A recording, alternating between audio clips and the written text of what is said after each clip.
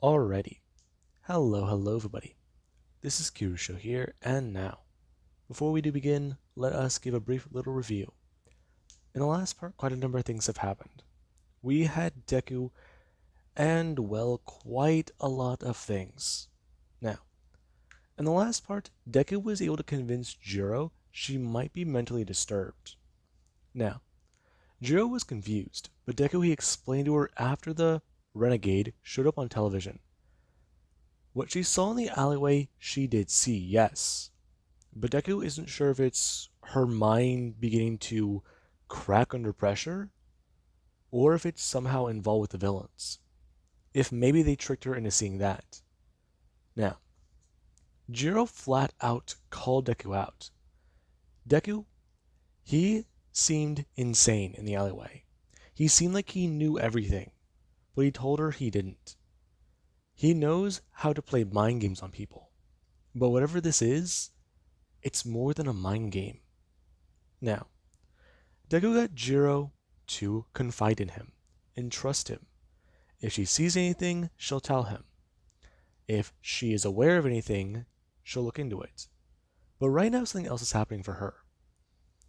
The heroes have failed at every single turn to protect them.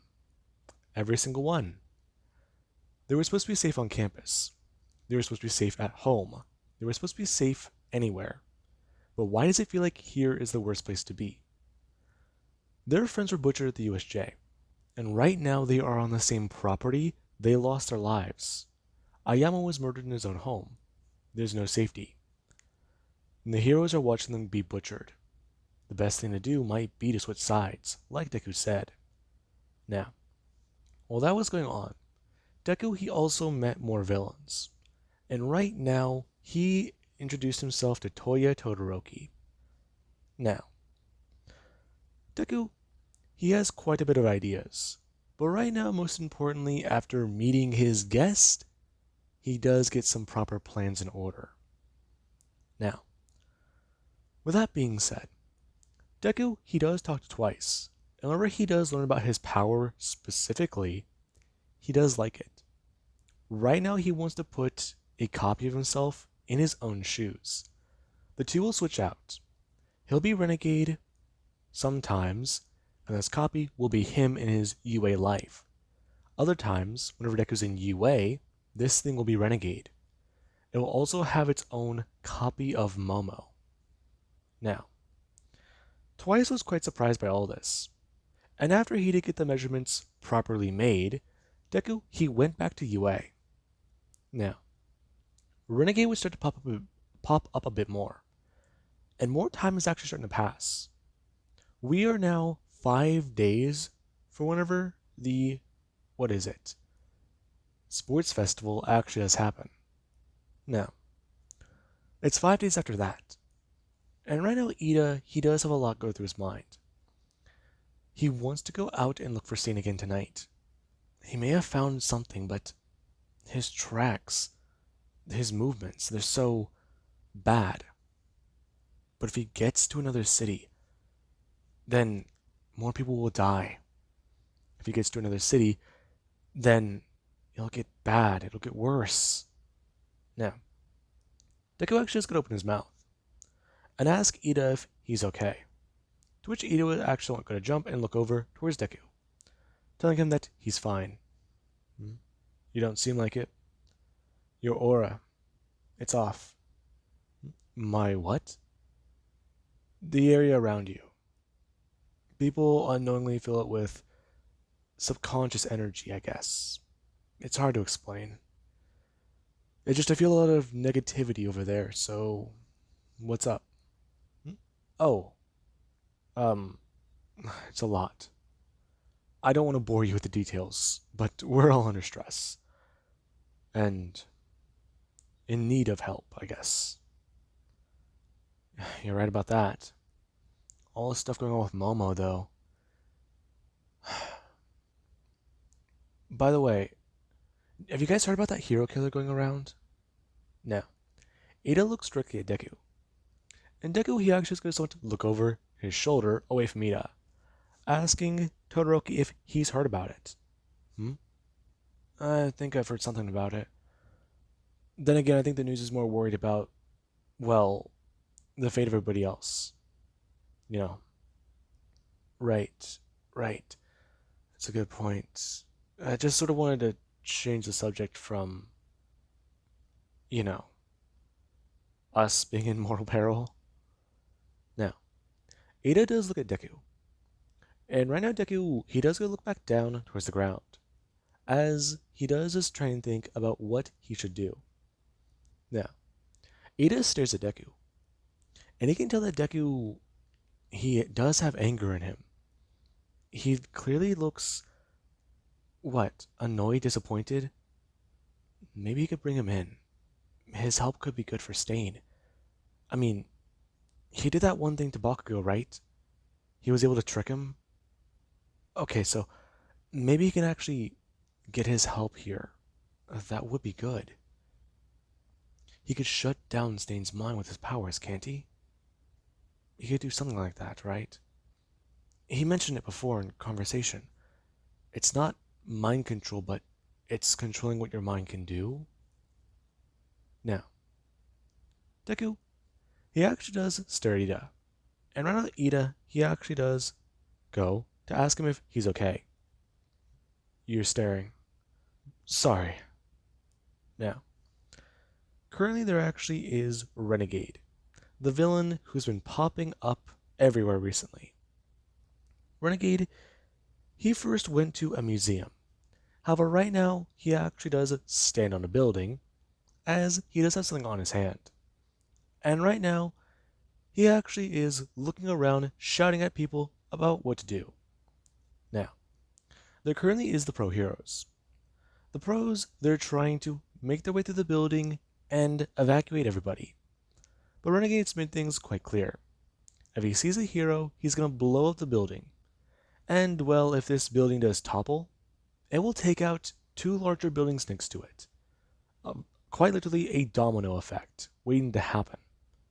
Now, Deku, he currently just stands there on the roof. And right now, whenever a pro hero does actually bust open the door, Deku does turn his head, as he doesn't see anybody there. And right now, he actually is going to bring up his hand. And he does go to reach out for any mines in front of him. Now, the person actually would stop. And right now they do shout out about what the hell did you just do to her? An invisible pro. Ah, I've seen that so many times. You know, there was a girl like you at UA. She died. Quite funny. Tragic, too. I do have questions, though. Can you even see your hands? What? You're a fucking psycho. Well, this was quite entertaining. However, I did say if I see any pros, I would blow up the building. And I can't see you. Now, what you're going to do is quite simple. You're going to turn and jump off the building. If you don't, then, well, I do also have this button here. The person looking directly at Renegade, as they do see another explosive. What's that? Oh, this. You see, I had somebody else plant this for me. I told them a few options. What was it? It's possibly a fire station. It's possibly a school bus. It's possibly, a random building. Or maybe it's a Hero Association building. But what do you think I should do? Press it? Because, honestly, if I take out one of those buildings, I think that maybe it would work. It'd be fun, maybe. Then again, my bet would also be on school bus. You'd really be willing to kill? Kill what? Now, Pro Hero, what are you going to do? Lives of the many? Or your own? Choose. Now, the Pro does stare at Deku. They give him daggers, but Deku, he does stand there, not able to see them at all. And the Pro, they actually turn and go to leap off the building. As right now as they're falling, they're trying to figure out the best way to get safe. They can try to go for, well, another pro. Call out for help, maybe. That would work good. There's a pro hero down there that they know does do good things. And right now, that's the problem. No. The pro, they do try to call out for help. However, they can't. And right now, they're actually confused. As Deku just tell them, she played his game and she won. Now deal with it. Now, the pro start to panic, as they do hit the ground. Now, Deku, he's actually quite impressed. A worthy pro indeed. Stain might have liked her. Now, Deku, he does actually blow up the building. And whenever it does start to topple, him and this fake Momo, they are destroyed. Now, a lot of people, they are surprised by what happened. And many people, they actually are concerned by what the hell Renegade just did. Now, there actually is over with Deku. Deku, he's been playing his part, oblivious and somebody people are relying on. Him and Bakugo, they're on good terms now. I mean, Bakugo knows Deku, he's not the worst thing out there. And he's trying to be normal and a hero now. I mean, that's good. Now, there actually also is Ochako. Ochako, yeah. Her and Deku have been spending a lot more time together. And, well, since they can't really leave UA, they usually just hang out in the common room. And right now, Deku, he actually is sitting there, as he does ask her about what she thinks about this. About what? No, hang on. Now, Deku does actually turn a piece of paper, telling Ochako about how he's not really too sure he's good at drawing. But then again, he wants to say he did pretty good. Now, Ochako just stared at the picture, as right now she just won't laugh, telling Deku about how it doesn't look too bad. Now, Deku, he does try to be a bit coy with this. No, it looks terrible. I mean, he could do better, right? Now, there is actually Deku who does listen. Right now he's listening to Jiro and Ochako's minds. Right now they're talking about what they can do. Jiro is worried about her own mental health. And Ochako, she actually is happy to be around people here. Right now, well, without her being at home and this place being well stocked by UA, she actually hasn't had to rely on Deku for food. She does still like him and, well, the two have started dating, but they can't really go anywhere. They're all stuck inside and at UA. They have to check in with heroes every hour, and if they don't, if somebody else is checking saying, yeah, I saw them just a second ago, then things can be okay. You have to confirm you're still at UA. You have to confirm that you're still on campus. And that's annoying. But right now, the fact is, having people here, being here, I mean, it's amazing. Now, Ochako, she does think, though, it still does worry her. Safety. Are her parents safe? Will they be okay? Now, Deku, he does listen to many of their concerns.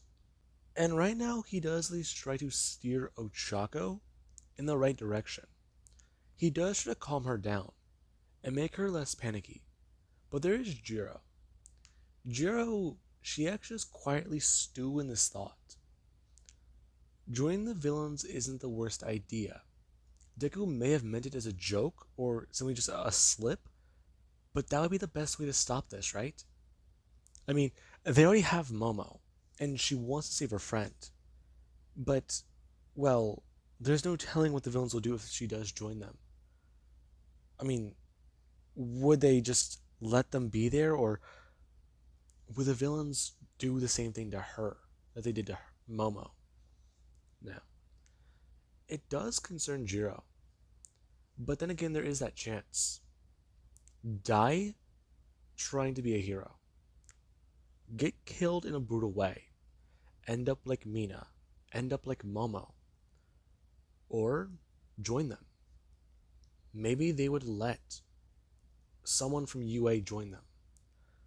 I mean, them becoming a villain, it would show that the heroes, what they're doing, just standing by and letting this happen, it does have an effect on things. These students would choose the best way out for them to stay alive. They would be less reliant on the heroes, and society might actually be able to change. Now, Jiro, those thoughts are going through her mind over and over. She's trying to insert her information and get something different. But it seems like that's how things are going.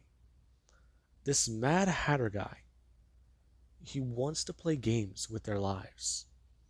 But being on his side, well, he may not try and do that then. Now, with that being said, Jiro would head to her room. And later there actually is one of her Ida. He is going to sneak out. Jiro, she's going to, well, play away on her guitar. Right now she's strumming through a few strings as she is listening to some music. Now, Jiro does hear something strange. And right now after she does go to pause her music, she has to listen for a second. It doesn't happen, and then she does go to unpause it. Going to bring her hand down with her phone and setting it onto the bed. Now, there actually is one for Jiro. She has to play again, and she does hear that sound again. Before she is actually going to turn and go to pause her phone. And the moment she does go to pause her phone and go to try and set down her guitar, she does actually go to bring up her hand to her ear before pulling off the earbud. Now, she does look around her room for a second. And then there actually is that sound again where she is going to turn and look out towards the door. The one in her room that does lead to outside. Right now she has stared directly at it. And standing there in the dark, just right there, with those glowing eyes. Now, Jiro does stare, and for a second it does make her question, before she does see the face. Momo. Now, Jiro would leap up. Her running over the door as Momo, she seemed to have turned and ran, like she was spooked. Now, there actually where Jiro does open the door and run outside. And right now she starts to look around to see if Momo's here. Before she actually hears someone go to run off. And she does turn. Seeing as right now Ida, he actually is running away from UA. And Jiro, she does actually get concerned. She saw Momo. And then Ida was running off in his hero costume. Now, that actually is when Jiro is going to run back into her room and go to call Deku. And the two, they would meet up in 5 minutes downstairs. Now, whenever Deku does walk out of the elevator, Jiro does ask him if he has anything to say. Okay, fine. What happened? I told you. I saw Momo outside. I mean, she might be out there. Let's go check. Okay, fine. But you said there was something else, right? You saw Ida? Yeah. Now, the two do go to walk outside, investigating the area to see whether or not this could have been real. Now, Jiro just tried to search with her phone, trying to understand where Momo could have gone. I mean, where she was. She saw her outside and then nothing. And, well, there seems to be no tracks. This doesn't make sense. Now, this is where things do seem to be very odd. Deku does try to tell Jiro, this could have been a hallucination. It's all the stress she's been put under. It's all okay. And Jiro, yeah. She would go to bolt over to the area where Ida, he took off running from. And whenever the two actually do find, well, evidence that he was here a minute ago, Jiro actually is somewhat relieved. If Ida was real, that means that Momo must have been real. And that does tell her quite a bit. Deku, however, he does have his own concern. And right now he actually going to point out, Momo's footprints, they're not there. If she did go up to her room. But Ida's are here. So what exactly does that mean, Jiro? Now, Jiro does take a second to think about that. And right now she just realized Ida's running out, breaking curfew, and in his hero outfit. Is he a vigilante? Now, that does actually take her a bit off guard. Ida's personality, if he is a vigilante, then it's shifted, then what is he doing? Now, Deku actually will point out, Ida might be hunting Stain. What? Yeah, Stain. The hero killer. If he's out there, then he's gonna die. No, no, no. We can't. We have to stop him. Now, Deku, he would actually go to pull out his phone. And right now, Jiro, she actually is pacing back and forth, trying to keep herself calm. And right now, whenever Deku does go to call Ida, the reaction of Jiro, she does go to someone to look around. As right now, she actually see out by a tree. There is Momo standing there. The glowing eyes. All of it. I mean, she just stands there and... Now, Jiro actually starts to walk forwards. And there actually is whenever Deku, he does turn before he does actually go to reach out and grab onto Jiro's arm. And Jiro, she actually going to try and fight Deku, before Deku does actually grab onto her and turn towards her, telling Jiro that she can't go anywhere. Now, Jiro would turn back and shout at him that Momo is right there, before pointing. And Deku, he actually going to look directly where she's staring at. And Jiro does actually turn back to Deku.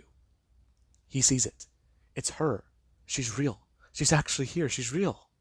Her turning back and looking at Momo again. She didn't disappear. No. Deku would actually tell Momo, or Jiro, not Momo, that he doesn't see anything.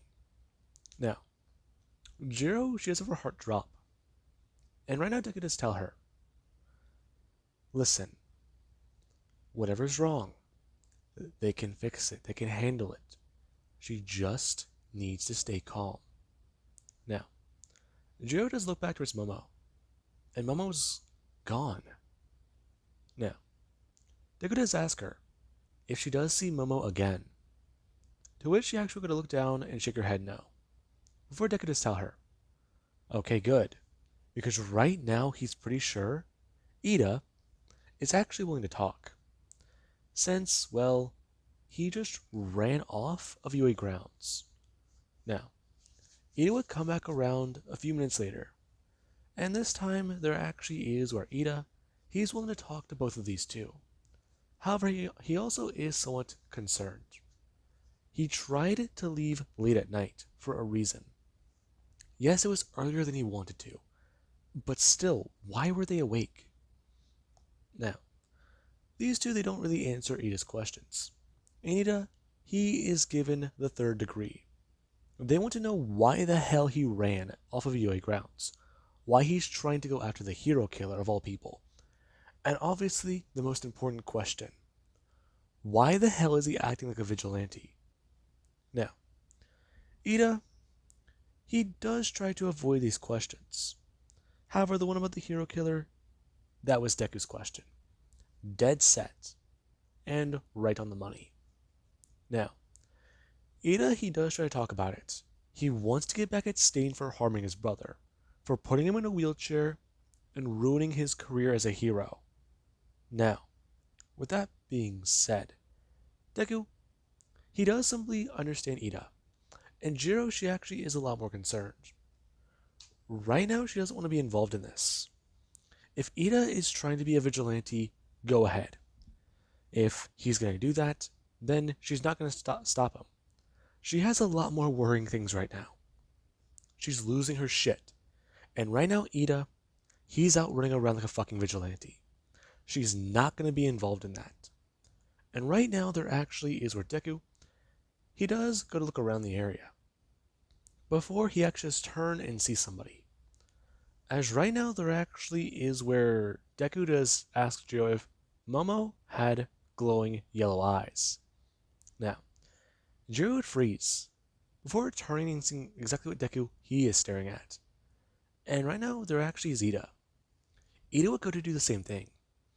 As while all three of them are staying there, there is a small portal does open up. And whenever something does come dropping out of it, the three do go to turn and look at it. As does hit the ground and begin to start emitting smoke. Now, Deku, he actually is going to bring his hand up. Him immediately creating a gas mask or a rebreather to stop himself from breathing in. Now, Deku, he does sit there as right now, he does wait for the two to pass out. And whenever that does actually happen, there is over Deku, he does actually order Momo to come get these two. Now, the two are taken away. And right now, Jiro and Ida, they are abducted in Deku. He is seen as missing in action right now. Now, with that being said, I do hope you guys enjoyed and have an amazing day. I'll catch you guys in the next part.